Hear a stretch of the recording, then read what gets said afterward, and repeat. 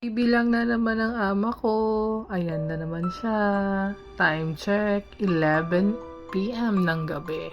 Ay nako, mama.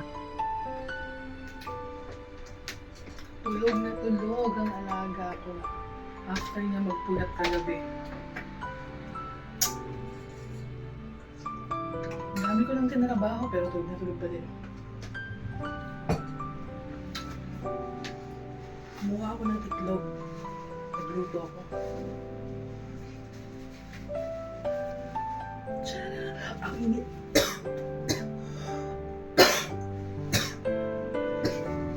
Ang init. Buti pa kung alaga ako. Tulog na tulog. Pantalang yung walaw niya. Di makatulog. Nagtatrabaho na agad. Mama!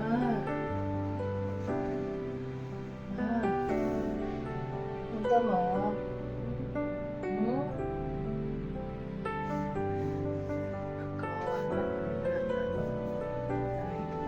Please,